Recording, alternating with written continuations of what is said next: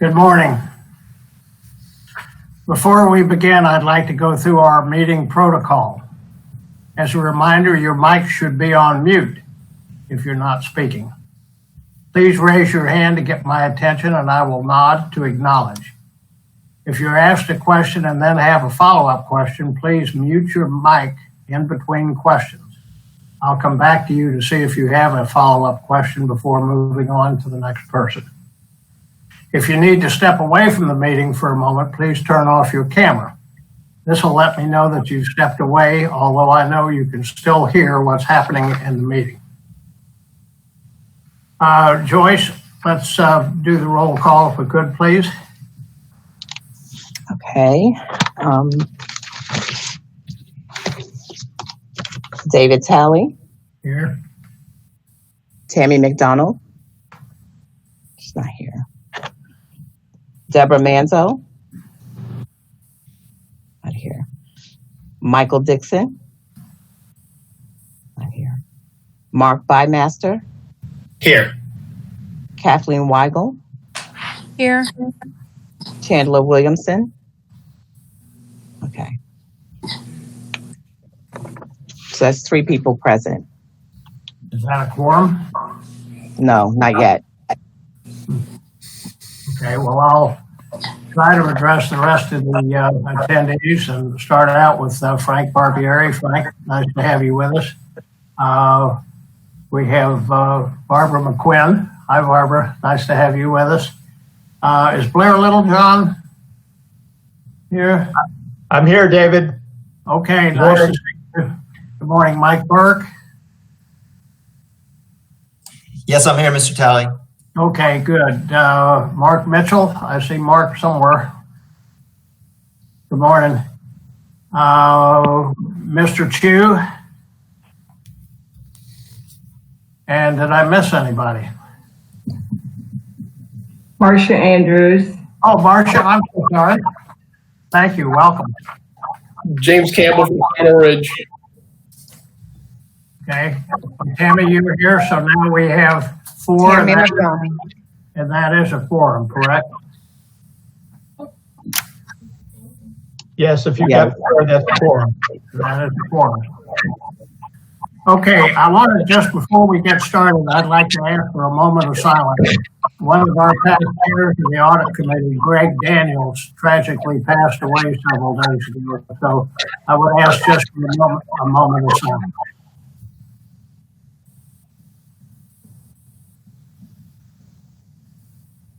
Thank you. And Mark, I want to welcome you to your first meeting. It's a little unusual way to have a meeting, but I'm looking forward to meeting you in person. One shoot that he talked to you, and you're a welcome addition. So thank you for having me. Yeah, no problem. Thank you.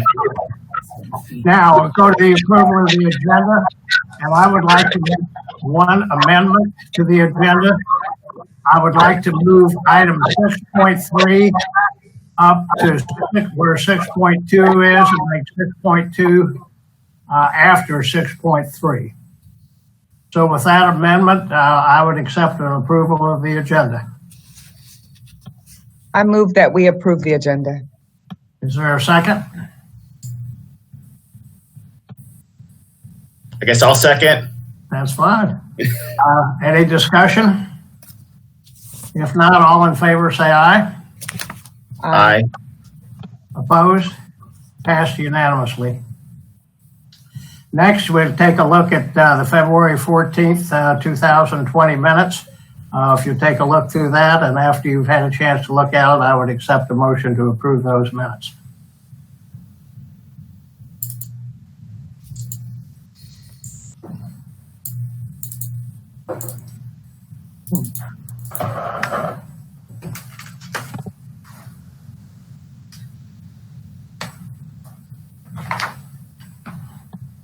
I don't know why I'm having difficulty. Do I have a motion to approve the minutes of February 14th? I so move. Is there a second? Second. Discussion? All in favor, say aye. Aye. Aye. Opposed, same sign. Okay, minutes passed unanimously. Public comment. Due to the virtual meeting format and board procedures, public comments sent by email before or after the meeting will be entered into the meeting record under new agenda item. Okay, we'll move on to item number 5, Audit General Report. Mr. Burke.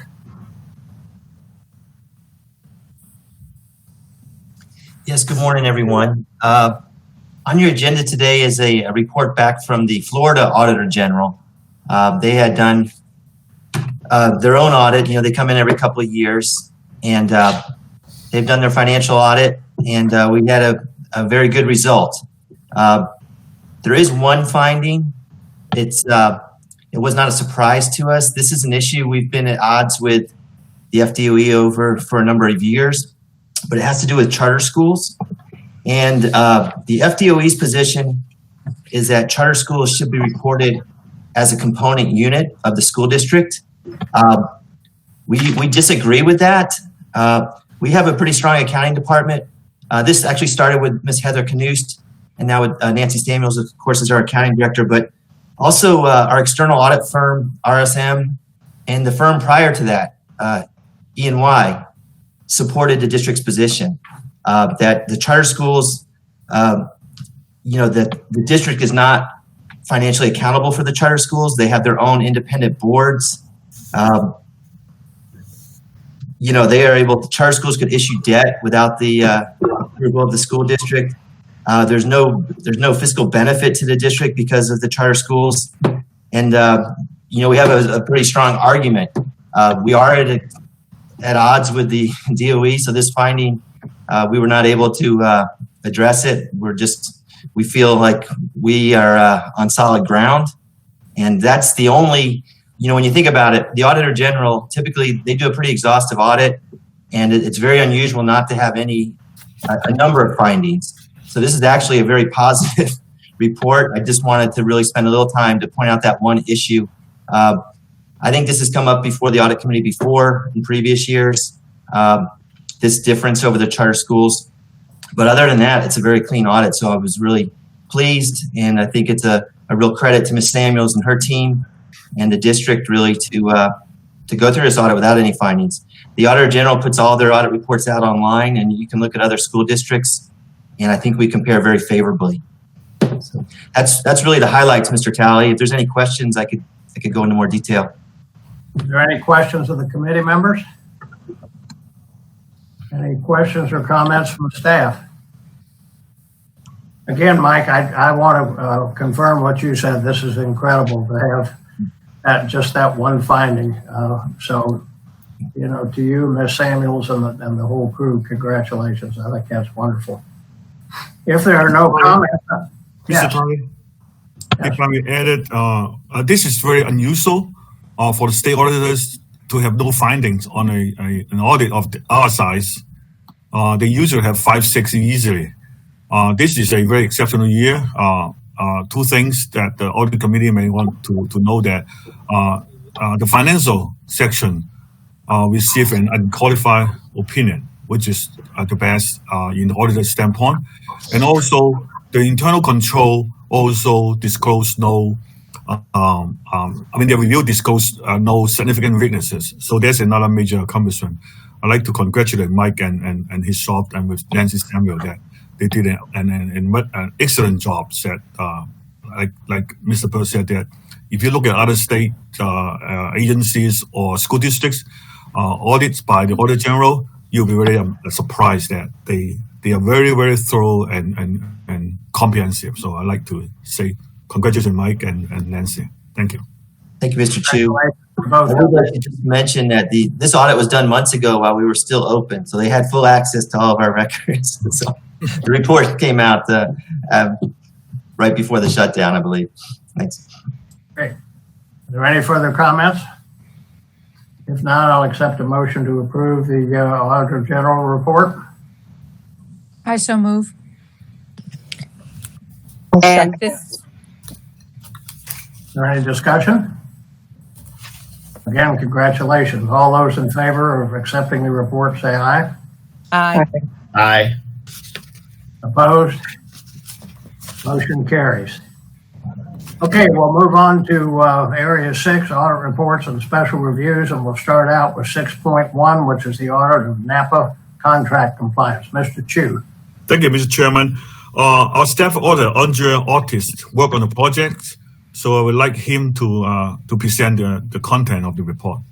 Andre?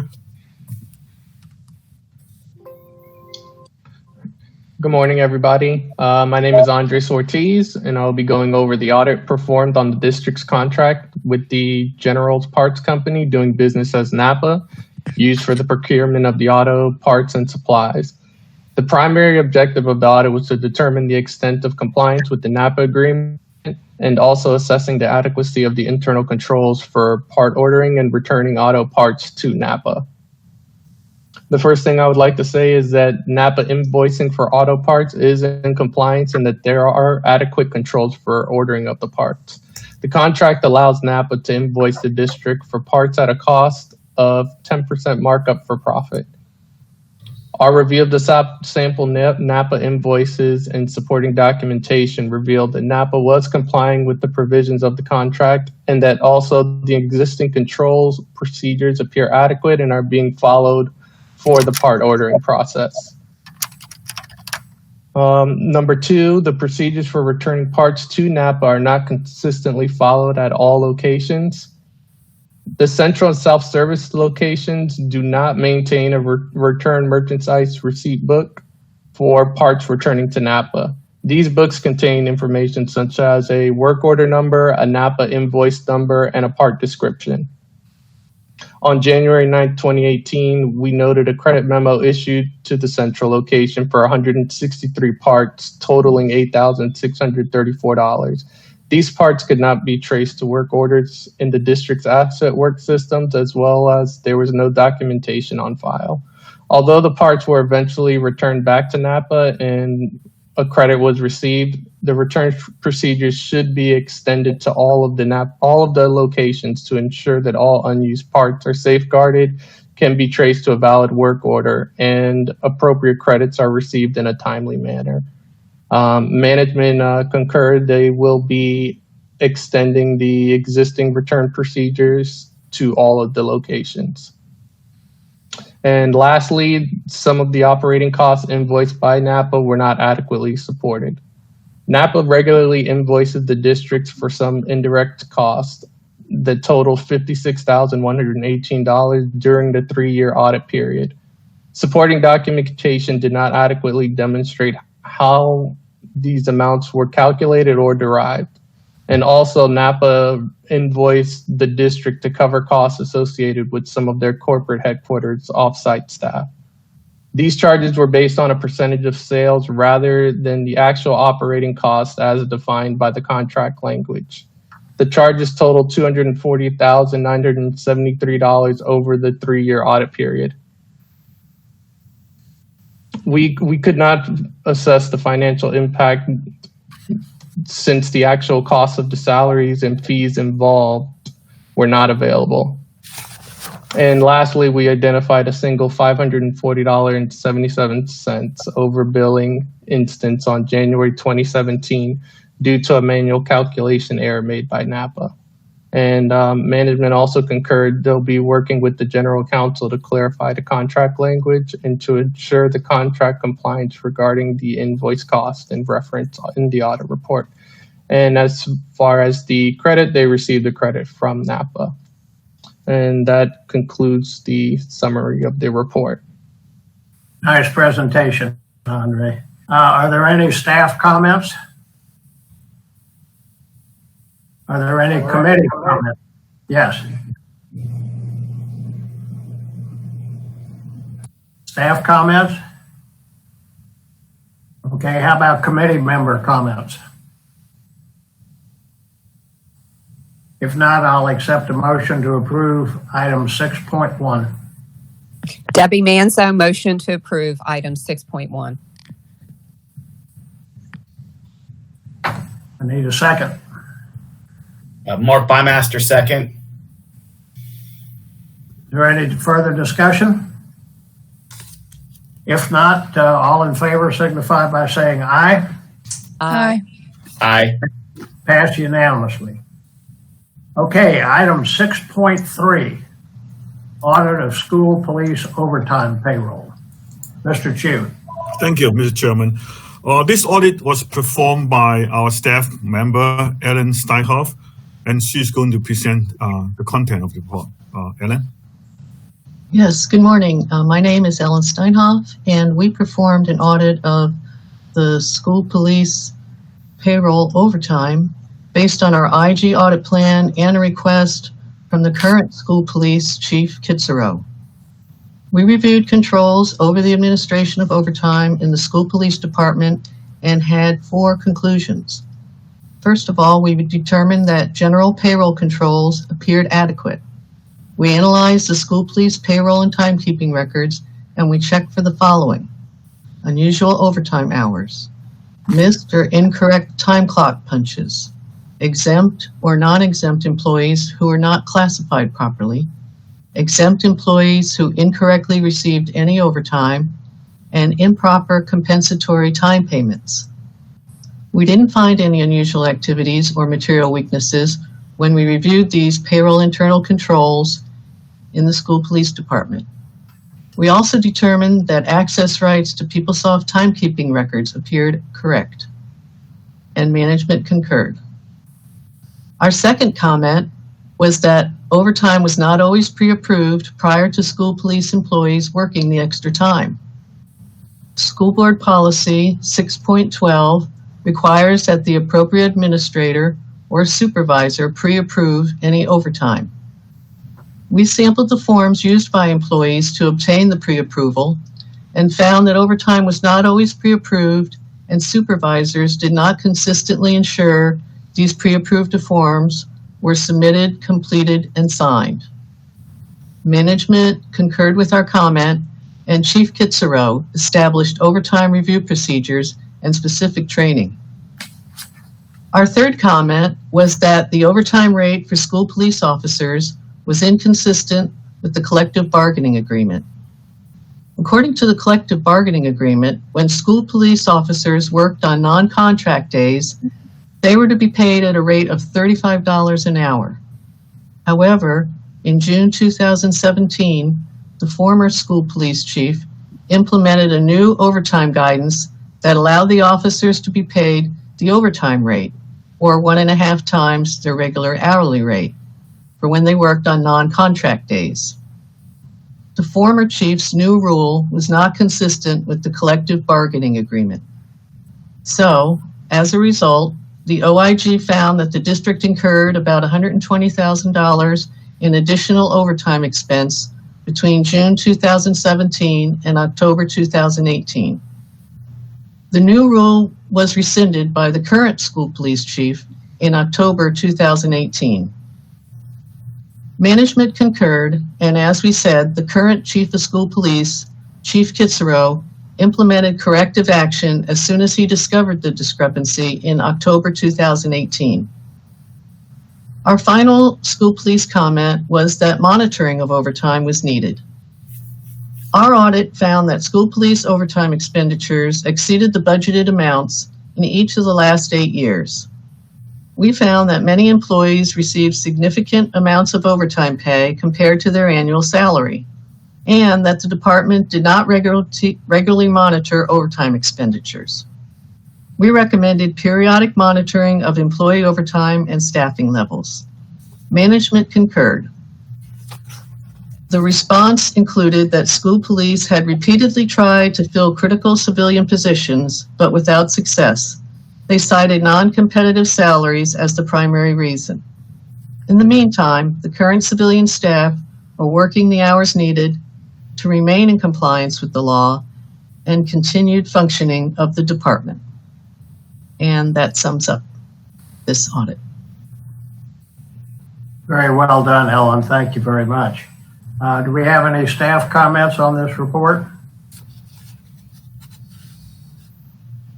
Do we have any committee comments on this report? Okay, hearing none. Mr. Talley, I just have one request, and it goes across the board on all the reports. If my name could be reflected properly as Tammy McDonald rather than Tammy McDonald Anderson, I would appreciate it. I've noticed that on several reports. So noted. Okay, if there are no comments, I will accept a motion to approve item 6.3, the audit of school police overtime payroll. I have a motion. Yes, I move that we accept the report. Is there a second? I'll second. Discussion? All those in favor signify by saying aye. Aye. Aye. Aye. Those opposed? Passed unanimously. Okay, back to item 6.2, special review of technology system acquisition. Mr. Chu. Thank you, Mr. Chairman. This audit was also performed by Ellen Steinhoff. She did an excellent job. So, but this time because I like to have staff more opportunity to do the presentation. So I asked Bob Belief to present the report because he was the kind of audit supervisor on the project. So I like to have Bob to present it. Bob? Thank you, Mr. Chu. David Talley, thank you. Good morning, everybody. My name is Bob Bliss. I'm the Officer of Compliance and Quality Assurance in the office. Our next report is the Special Review of Technology System Acquisition.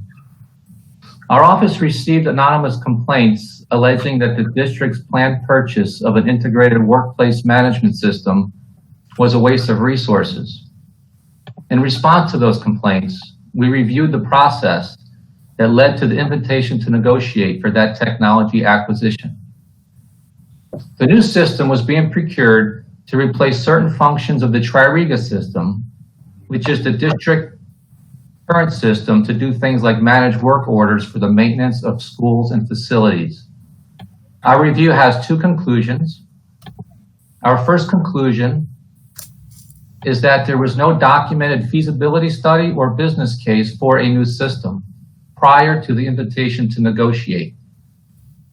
There was no documented analysis to determine if the replacement of Tririga with the new system is needed or worth the additional investment.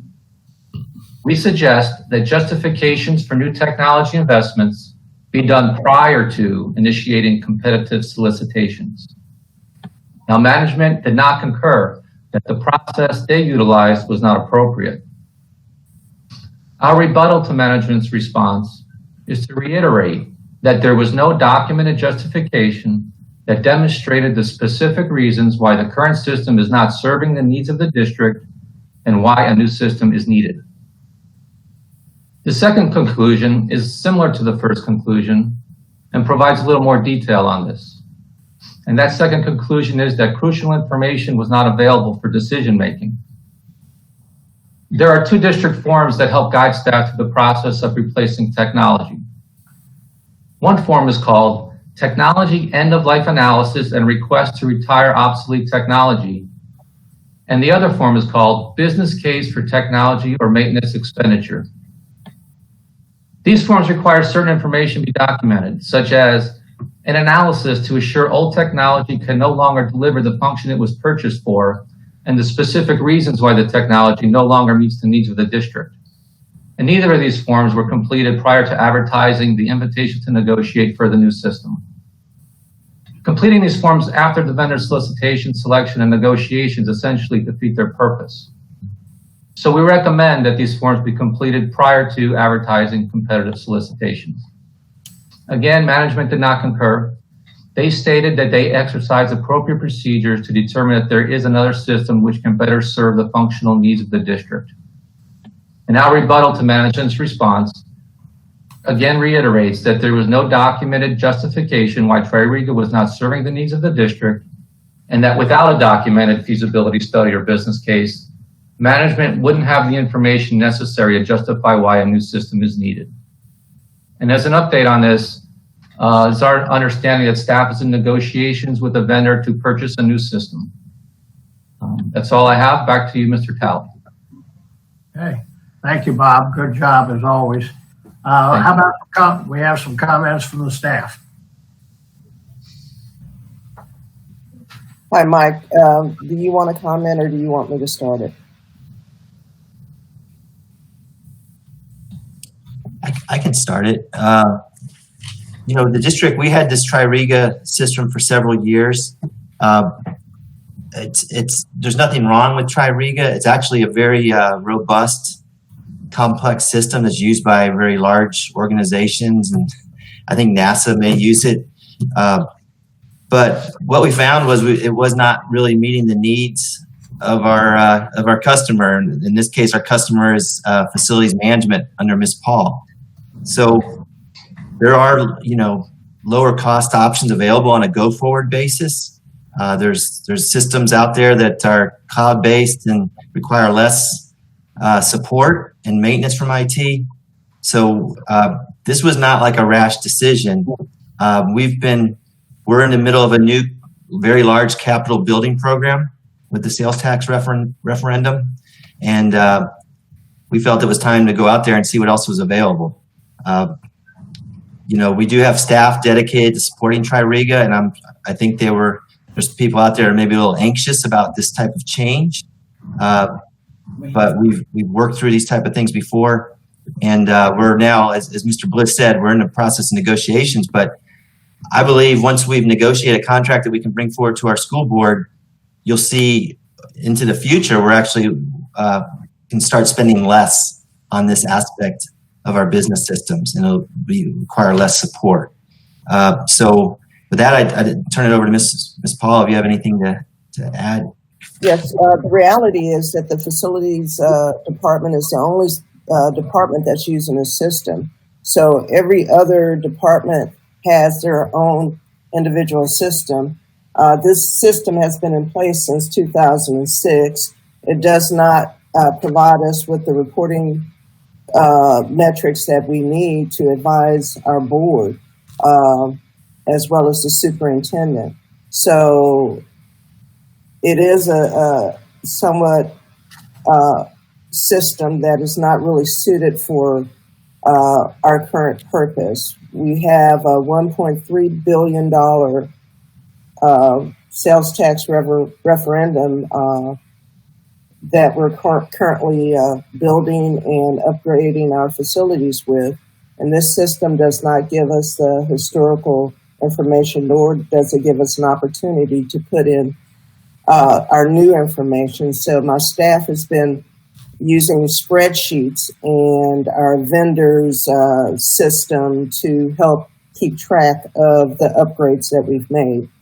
So it is my opinion that it is time to move on to a system that is appropriate for supporting the schools and the work that we're doing. Mr. Tully, for the record, Ms. Paul is our Chief Operating Officer. She supervises the department. Thank you, Mr. Burke and Ms. Paul. Are there any other staff comments? If not, how about committee comments? I do. I have one.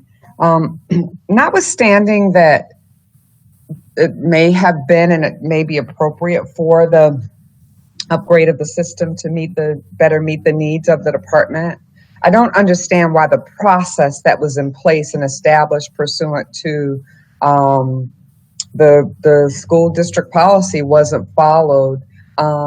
Even though, the outcome probably would have been the same, but the justification and the process and so forth was usurped. And that is where I think the problem lies. And I'd like to understand why that process wasn't followed and why management doesn't think that they need to follow the policy.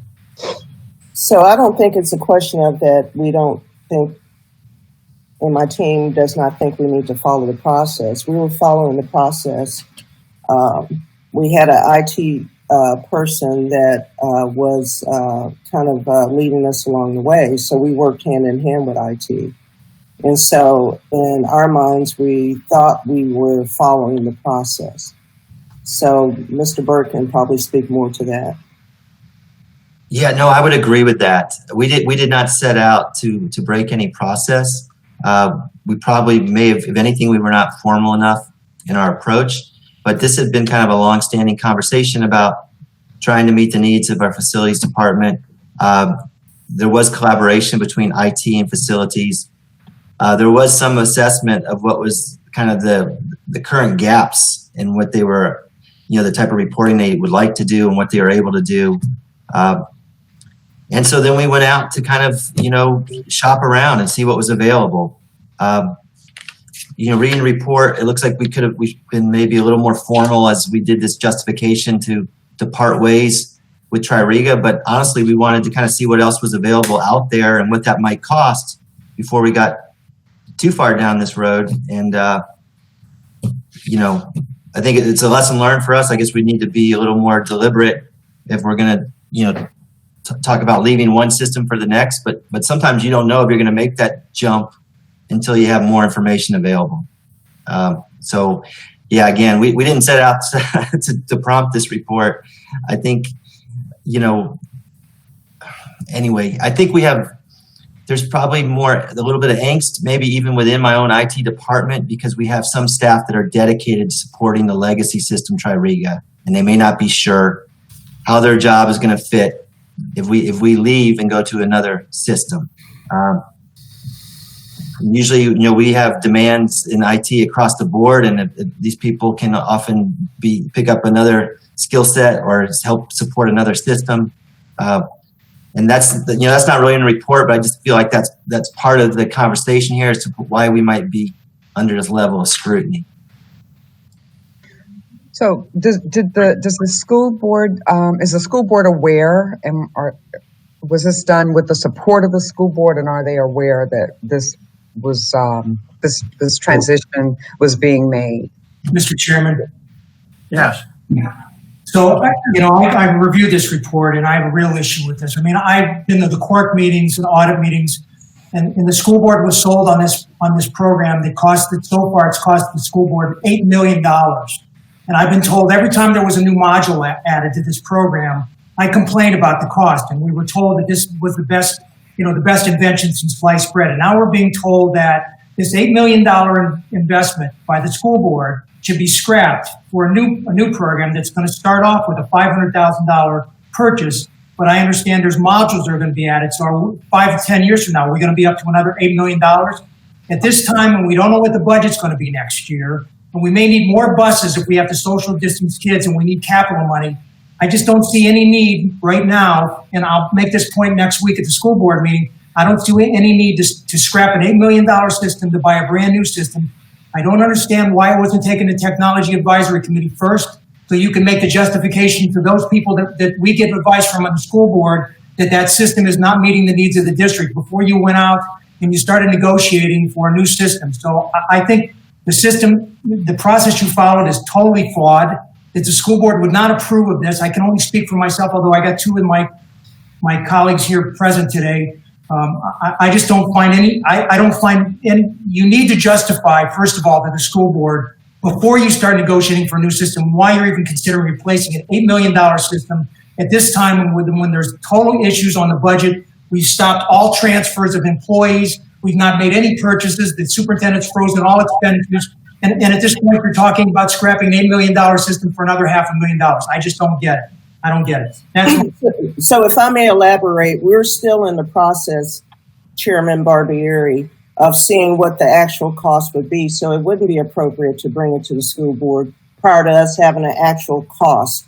We know now that it would be significant. It should have been brought to the Technology Advisory Committee, which advised. We are not at that point yet. It is in my opinion, you should not be negotiating a new contract with somebody until you justify to tackle why the current system for $8 million doesn't work. I don't understand why you haven't justified that. Before you even start looking to replace a system, justify to TAC, which advises the school board, why we're replacing an $8 million expenditure with a brand new system. I just don't understand why you haven't done that. Okay, well, let me just add a couple things. It was our intent to go to the TAC committee. We wanted to go when we could provide kind of a comparison of the two systems and what the total cost would be of ownership, the future cost to support these systems. The $8 million is an aggregate sum of several years of people supporting that system and a staff that supports that system.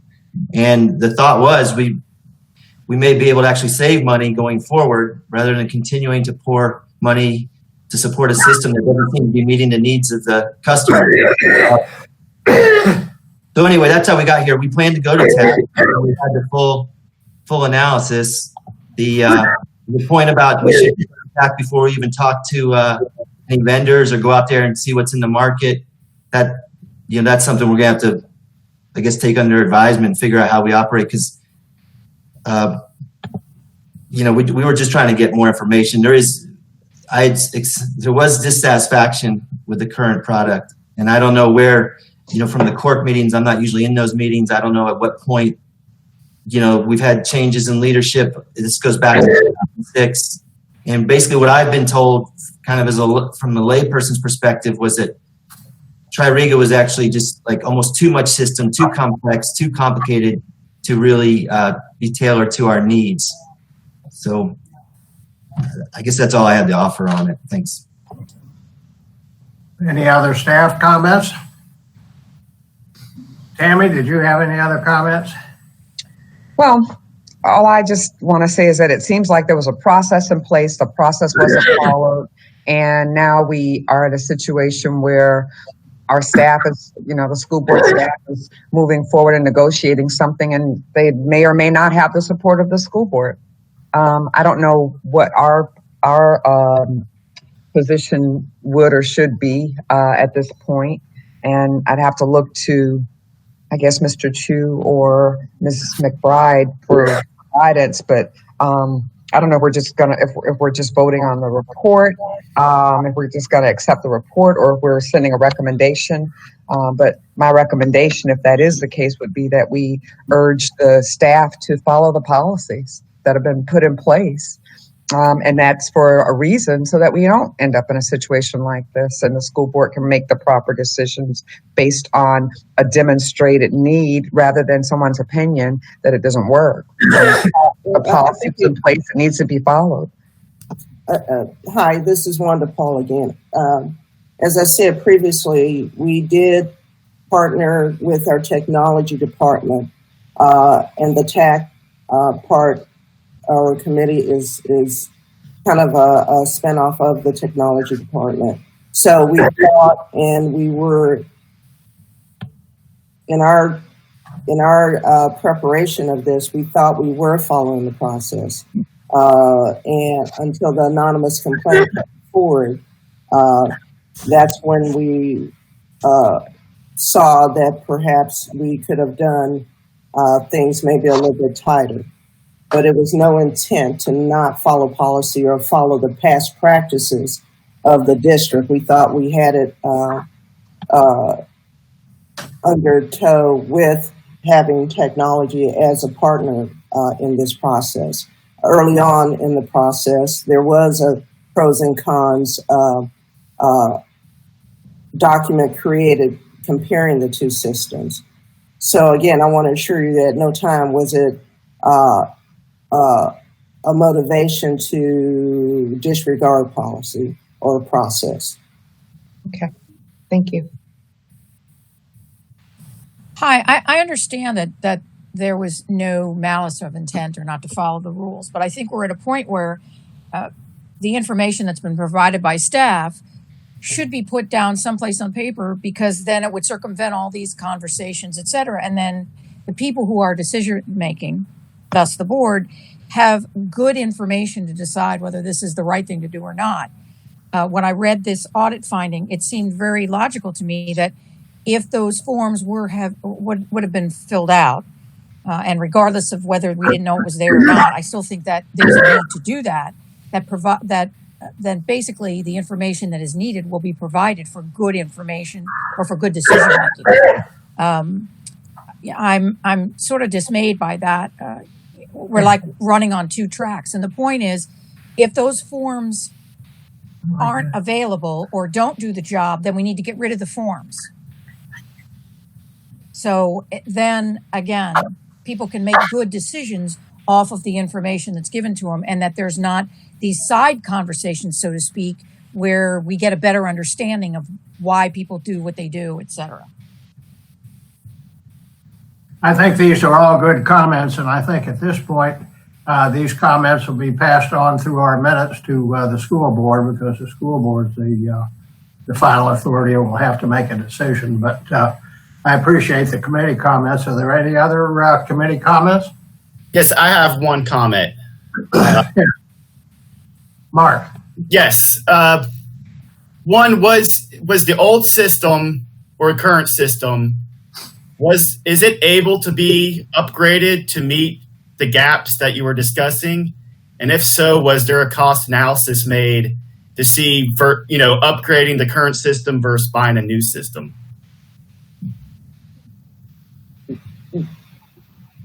Everything in this system in Tri-Riga, as far as it relates to facilities, requires a custom report. And so we can probably gather the data in terms of how long it takes for a custom report to be done. In some cases, 6 months, a year, and so forth. With that, you're expending additional dollars and money trying to come up with the customization that you need. So that has presented a problem for several years. I've only been here about 3 years. So the system, as I said before, was published or purchased in 2006 for, I think, $787,000. And so since that time, the district has constantly had to pay into the system for these custom reports, whether it's in personnel or, wages and that sort of stuff. So again, they have tried over the last many years to try to make the system compatible for the needs. And Mike could probably speak to that better since he's been here a lot longer than I have. So the current system, every time you need to run a different type of report, they have to upgrade some part of the system. You have to prepare a customized report. Okay. Mr. Burke, did you have anything else you wanted to add? No, that's it. Mr. Chairman. I'm good. So my understanding is, when we were at court, we bought a module for the leasing program. We have a module that determines whether the air conditioning system in the schools is working. So we've been adding modules. It's not just the cost of dumping money in for employees. It's the fact that we've been buying modules for this program to keep up with what the district needed. And the perfect example of that, past audit committee meetings, the administration has told the audit committee, and me being there, that we bought a module to make sure that all the leasing is done online, so we don't have any more of the written leases and all the problems we had with leasing in the schools. So we bought these modules. So I don't understand why we don't go back to Tri-Riga and find out if there's some module that they can make for us that's less than scrapping an entire system. What are you going to do with the leasing? Is this new system going to have to buy modules to do the leasing? We're going to have modules to run the air conditioning systems in the schools? I mean, go back to Tri-Riga and ask them if they have any way to modify the system like the other gentleman, like Mark just suggested, to see if it can work, because we've already spent tons of money on this system. We have employees that know how to use it, and we're in a budget crunch. So I just don't understand why that preliminary homework has not been done. I don't get it. And I'll shut up. This is not my meeting, and I'll stay out of it from here on, but I just don't understand why we're at this point without taking it ever to the technical advisory committee. Mr. Chu? May I add something? Yeah, Mike. Okay, obviously, I can appreciate the audit committee's concerns and that of our board chair. We would not bring a recommendation forward that was going to cost us more money, especially in this environment, which I'm very aware of. There's an analysis that needs to be brought forward, and that was the plan, to bring an analysis to TAC. And we need to dig into the cost a little bit. What we spend on Tri-Riga, how much of that's buying modules, how much of that is ongoing support in the way of salaries and benefits, and then what's the potential benefit of a new system that's cloud-based and hosted. And we'd have to look at all those modules. Yes, leasing would be a part of that. So this would be a fairly major transition that requires a lot of thought. We were planning on doing that, but it looks like we've, should have got to TAC sooner, I guess, before we got down this. We wanted to see what was out there, get some pricing, and then be able to really do the full analysis. we wouldn't bring a recommendation to the board until we answered all questions and people are comfortable with the SWIT. If it doesn't make sense financially, I wouldn't support it.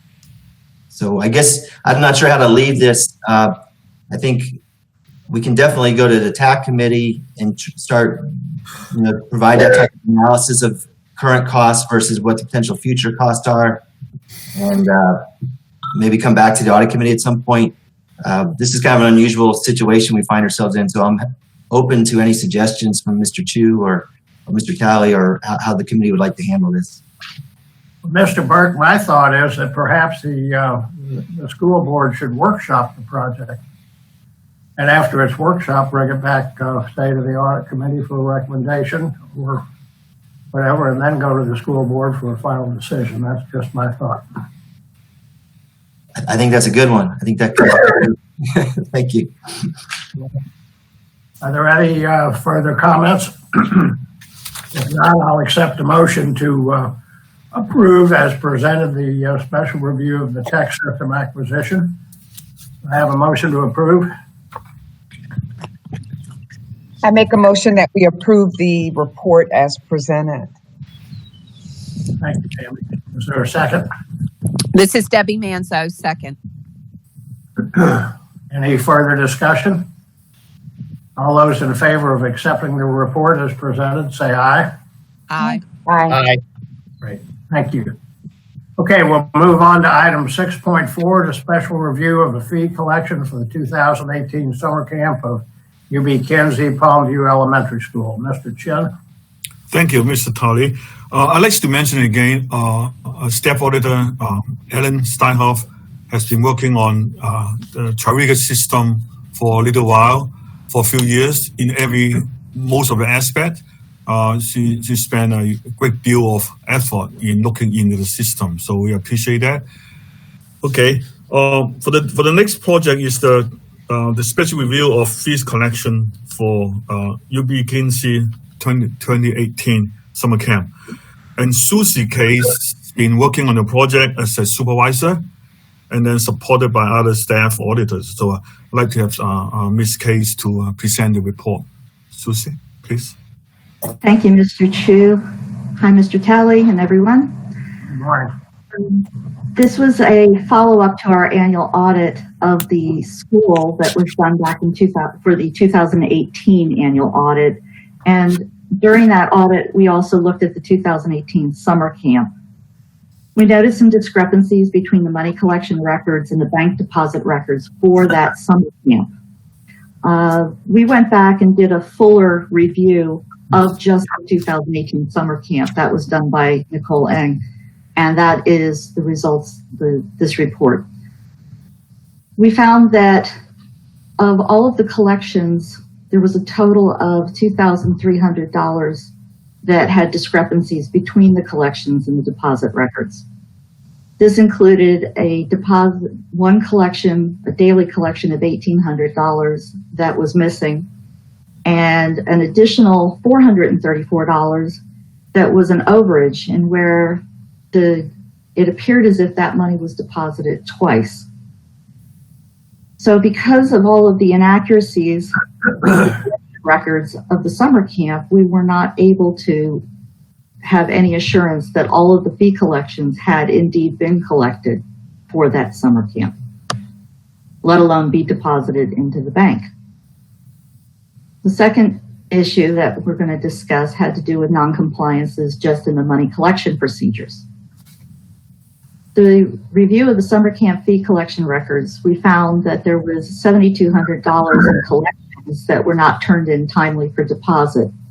And those delays ranged anywhere from 1 to 18 working days. In addition to that, we also observed 2 different collections that were put into the safe with monies collected reports that were completely blank.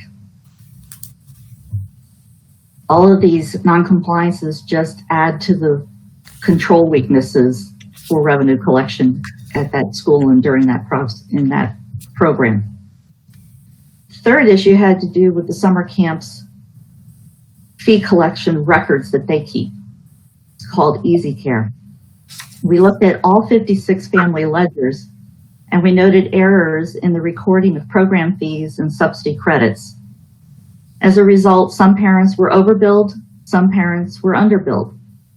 And because of all of the errors that were made by that site director in these ledger records and in the attendance records, we were unable to determine the total loss in revenue for the 2018 summer camp program.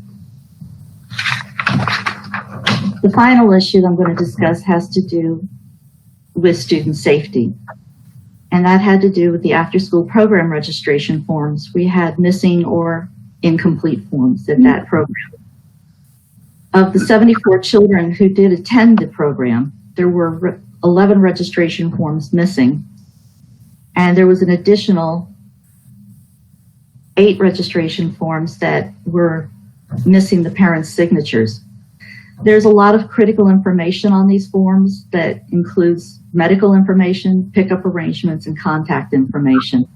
So it's crucial that these forms are completed with all the needed information and signed by the parent or the guardian.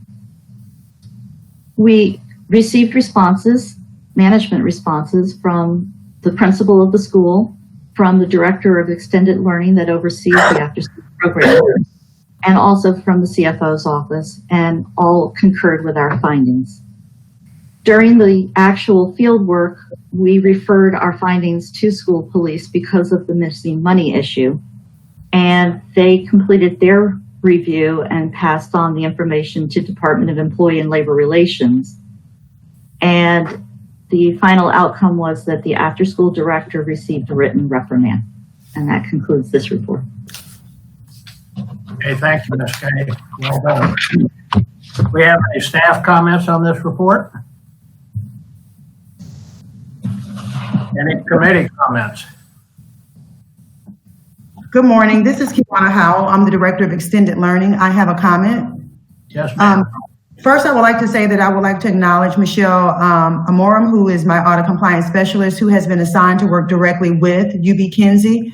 Both her and myself had an opportunity to meet with the principal back in May of 2019, along with the site director, to discuss some of the discrepancies that we found in our annual fiscal review. In that meeting, we discussed and provided strategies for strategies for improvement. And we also assigned an additional person within the office, an after-school liaison, who will work hand in hand with the site director to ensure that we made improvements in these areas. When we reviewed the summer camp last year, there were some small findings, but they have been reduced significantly. And in completing our fiscal review this year, we did find that there were significant improvements. However, we will continue to provide one-on-one support with UB Kinsey and make sure that both the principal and the director receive support as needed. That's all that I have. Thank you very much. Any further comments? If not, I'll accept the motion to approve this report. Debbie Manso, I make a motion to accept the report. Have a second? Kathy Weigel, second. Any discussion? All in favor signify by saying aye. Aye. Aye. Passed unanimously. Okay, the next item is 6.5, unannounced cash count at Roosevelt Elementary School. Mr. Chu.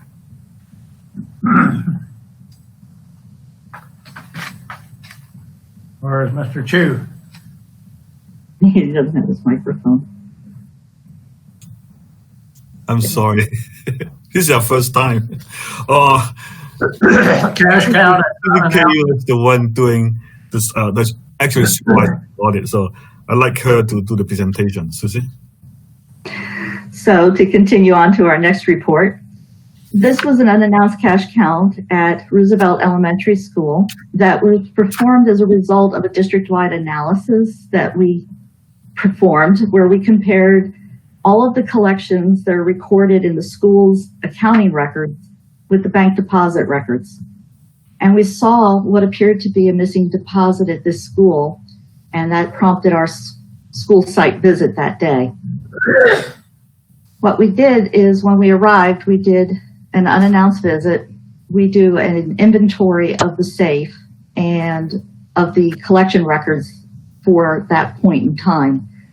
And what the first result of that visit is that we found that there were collections that were neither safeguarded nor timely deposited. And the missing deposit in question was eventually, we found, was in the school treasurer's desk. The bag was counted. It was not sealed. It had cash, it had checks, and it had the deposit ticket that was dated for December 3rd.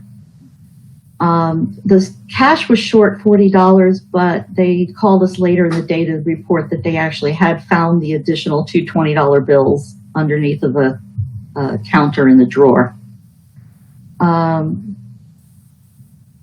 That what added to the confusion was that the armored car driver made some mistakes in recording what he picked up at the school on the day before as well as that day also. So in the end, the money was located and it was deposited. The second issue that we observed while we were there had to do with the drop safe log not being used by a staff member. When we did the inventory of the safe, we saw a collection for $650 in the drop safe, but it had not been written on the drop safe log.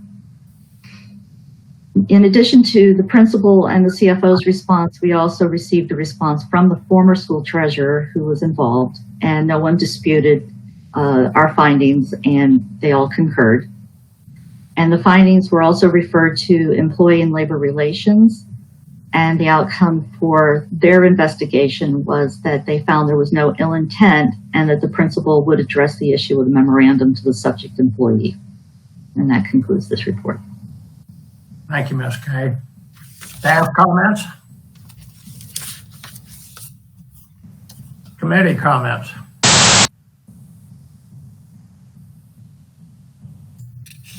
Hearing none, I'll accept the motion to approve this report as presented. It's Kathy Weigel. I accept. Approve it. Debbie Manzo, second. Okay. Discussion? All those in favor signify by saying aye. Aye. Aye. Opposed? Passed unanimously. Okay, 6.6, audit of control procedures and updating student grades and Edgenuity. Mr. Chu? Thank you, Mr. Chairman. Staff Auditor Barbara Reynolds did the field work and audit for this report. So I'd like for her to do the presentation. Barbara? Good morning, everyone.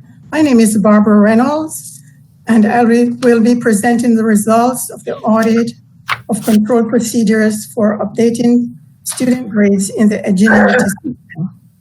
This audit was completed by myself and Andres Ortiz.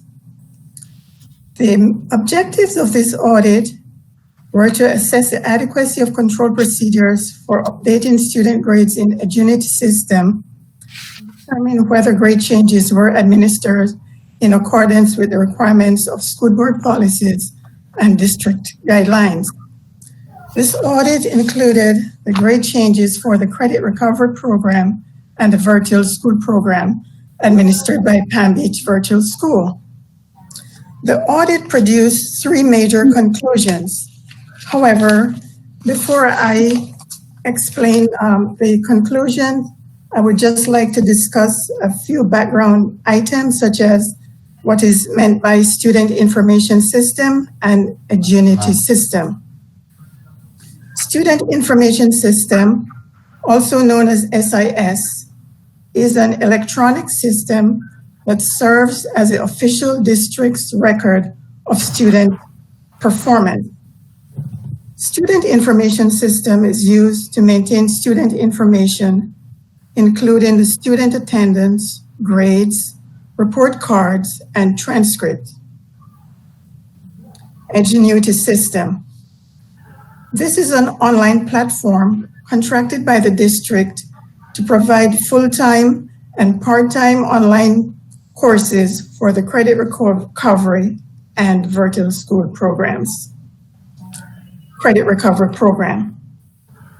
This is one of the options the district provides for high school students who did not meet the minimum 2.0 grade point average graduation requirement for students who need, and also for students who need grade forgiveness.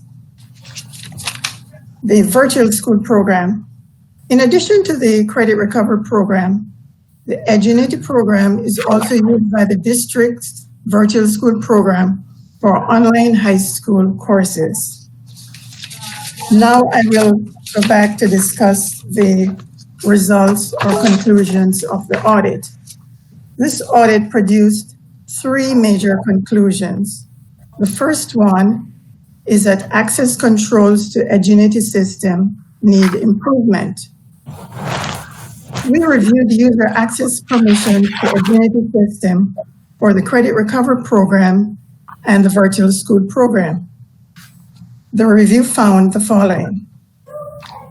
First, 14 non-district and 144 former district employees had access right to change student grades in the Edgenuity system. Neither group had authority to access student grades. We also found that an unauthorized user who retired from the district had accessed the Edgenuity system during a 19-day period and executed 232 record changes. These changes included 40 changes in assignment grades, 26 addition of course activities, 3 removal of course activities, 10 resets of assignments, 153 completion of teacher reviews. We also found that 25 employees transferred to other work locations but still had access to student records at prior work location. Consequently, they still had access to change student grades. The second conclusion was that 65% of sample Edgenuity assignment grade changes did not have valid justifications. Our review of 472 sample grade changes revealed that 308 of them did not have documented justification for the changes.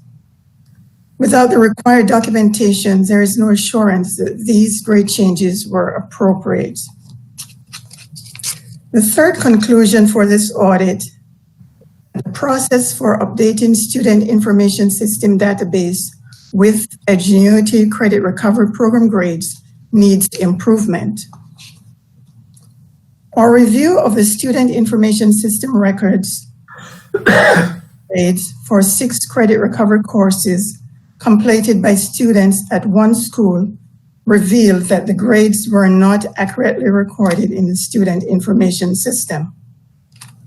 Final grades for 2 courses completed in December 2018 and February 2019 had not been updated into a student information system after 7 and 5 months, respectively. We also found that 4 Edgenuity final grades were recorded in the student information system without the approval of the school counselor. In addition, final grades for 2 credit recovery courses completed by students at another school were recorded in the student information system without all the required approvals.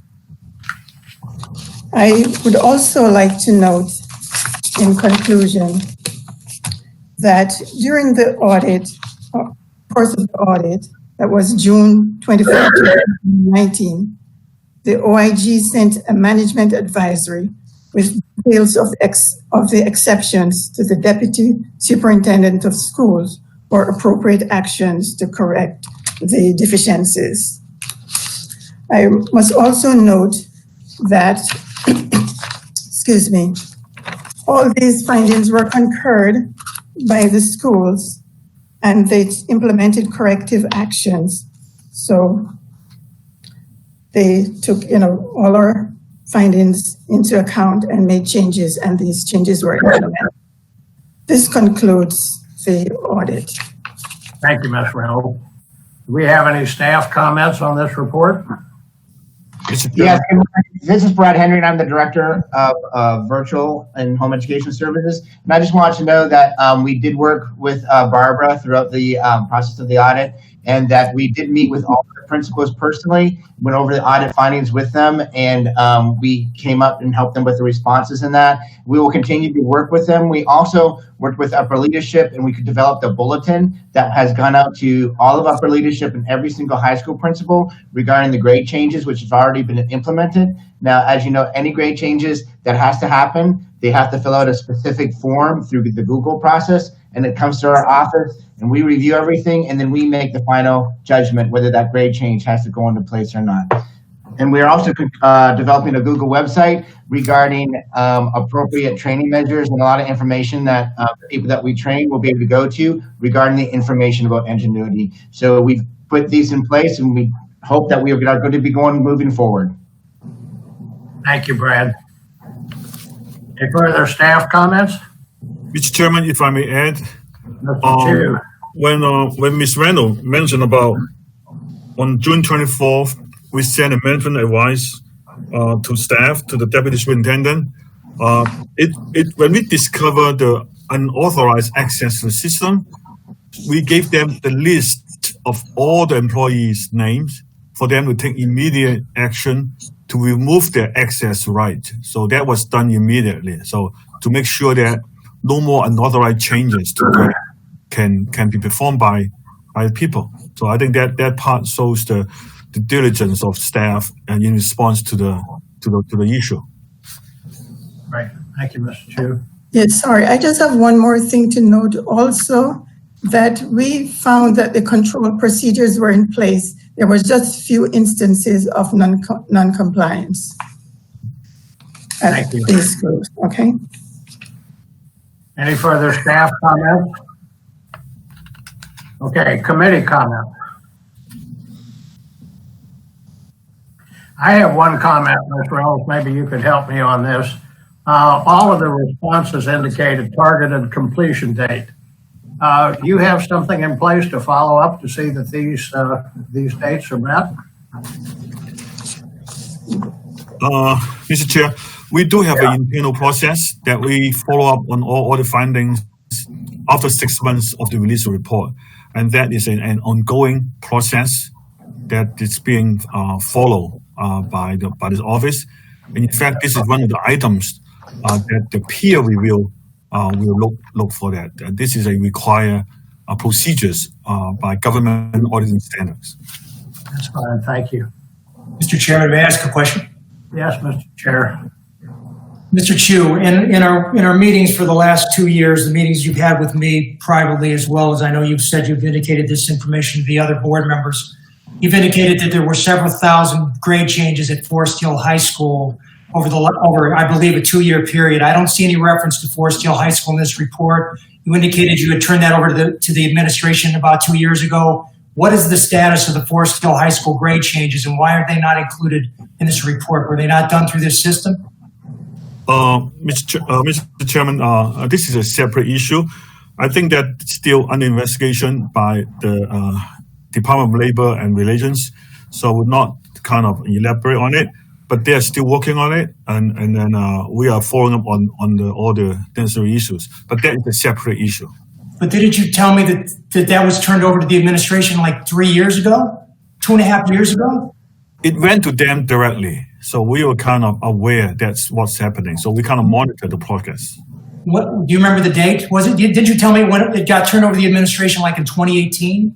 I don't have that record right now, but I would like to share with you after the meeting. All right. Okay, are there any further comments of either staff or the audit committee? If not, I'll accept a motion to approve this report. Weigel, so move.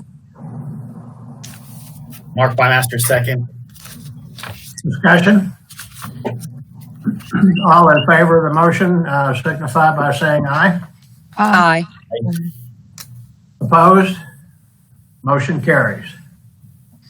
Next is 7.1, the status report from the OIG as of April 27th of this year. Mr. Chu. Thank you, Mr. Chairman. We know that the school district have been kind of require staff to work from home since sometime in March. So it has been kind of we did a lot of adjustment for staff to work on the audits and ongoing projects. A lot of information in audit had to be a review of documents, and some of them may not be in the electronic form. So it's kind of a process for us to make the adjustment. So, but we managed to open all the ongoing projects according to our approved work plan. So you see on this purple page that they are all in the field work. And also, if I may add it, the first item 1A, that the school audit, we had the remarks in sometime late February, April, that they're pending the management response. We have received the response from management, and the report should be ready for our June meeting. And findings are pretty constant, like compared to previous years. And then we do have some ongoing investigations, if this is on page 2. So staff have been working very diligently, although they are working from home. So hopefully we could wrap them up and then and come back to the audit committee. But so we do have a very busy schedule. Thank you. Mr. Chu, are there any comments from staff? Comments from the committee? If not, I'll accept the motion to approve this report as presented. Debbie Manzo, motion to accept the report. I second the motion. Is there any discussion? All those in favor say aye. Aye. Aye. Opposed? Same sign. Passes unanimously. Okay, next is the Inspector General search update. And Mr. Chu, I don't know whether you want to discuss that or whether is Mark Mitchell? I think Mr. Mitchell is in a position to go through the process with us. Okay. Mark? Thank you, Mr. Talley, and then thank you, Mr. Chu, and thank you for your time on the agenda. Just to update the committee briefly on the status of the IG search. So, as you're all probably aware, at the board meeting of April 29th, the board authorized the district to move forward in a virtual manner for hiring of this IG, and we feel we have the capacity to do so. And we, per that timeline that was approved by the board, the job has been posted. It was posted May 1st. It's going to be posted through May 22nd, and then we will screen those applicants. And on the 27th, make available to our board members and the audit committee members as well via electronics, as well as hard copy documents, those applicants for review by the board and by the audit committee. And I wanted to highlight on that timeline that was approved by the board, they're requesting the audit committee input on, I guess it would be a special meeting for you on May 29th, because then the board will proceed with shortlisting candidates, taking the input of the audit committee. They'll proceed with shortlisting the candidates on June 3rd, and then later that month conduct the interviews virtually and have a replacement in place, hopefully by the end of June. So I just wanted to bring that to the attention of the committee and seek any questions or input you may have as we head toward the 29th, and certainly deliver of materials to the audit committee members on the 27th. Yeah, Debbie Mark. Manzo. Oops, sorry. Yes, Go go ahead. My only comment is the last time it was very tight for me to find time to review the applications and make my comments. I didn't know if we could give the audit committee a little bit more time to review those applications in order to provide feedback. Okay, it's closing on we will seek to do that. The applications are closing on the 22nd. As soon as they're available, via screening, we'll be screening over the weekend. I think the 22nd is a Friday. So thank you for your comment. We'll seek to do that. Mr. Chairman, may I make a comment? Yes, Mr. Chairman. So for the audit committee members, the board was not satisfied with not only the little bit of time you were given last time, but also that you were, by the vendor that we had hired, that you were restricted to what you could tell us. So I know that after discussions at the board meeting that we plan on making sure that we get full input from all of you as to the candidates this time. So you will not be restricted like you were the last time. The board was not pleased with that. It had nothing to do with our HR department. It was the outside vendor that indicated that's the way that we're going to do it. We're not using them this time, so we plan on making sure that you can give us all the input that we would like to have in order for us to make a decision. Thank you. I think, like Debbie said, time is going to be of the essence, and we're going to need more than, say, 2 days to review everything and come up with our comments. So, Mark, if there's some way you can, speed that up. Tentatively, we were still going to plan to have a meeting on the 29th, the time to be determined, but we'll see what happens, and hopefully we get these applications in time to spend some real time in reviewing.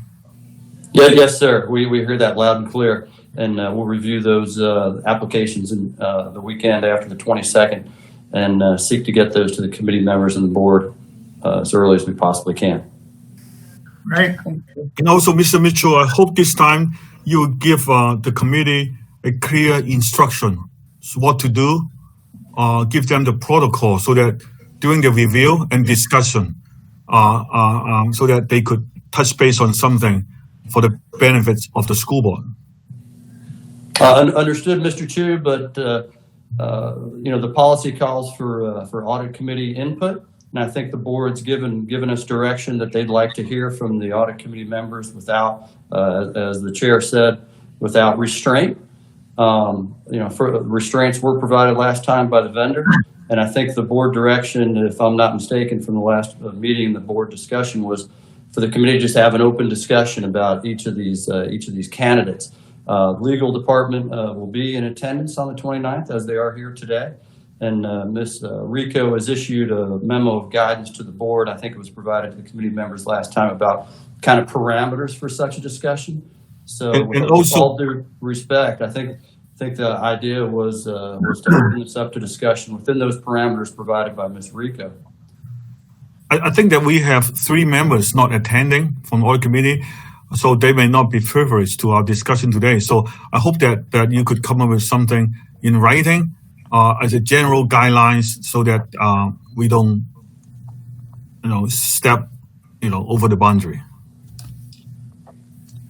We'll take a look at that with the legal department. I want to reference their memo of guidance that they provided previously, but we'll have a discussion with Ms. Rico because, as the chair said, we don't want to restrain the free discussion of the committee, but I understand your request, and we'll take that up with Ms. Rico. Yes, sir. Thank you. Thank you, Mark. Are there any comments pertaining to this? Yeah, this, tentatively, we're going to have scheduled a meeting for the 29th. That's subject to change, but you all will be informed, as will those committee members that aren't present at this meeting. Is there any other comments? Chair Talley? Yes, Chair Talley, Debbie Manzo again. My other observation, whenever I was reviewing the applications before against the job description, is I found that a lot of the applicants that were recommended as part of the process did not meet the minimum job requirements as reflected in the job application. So,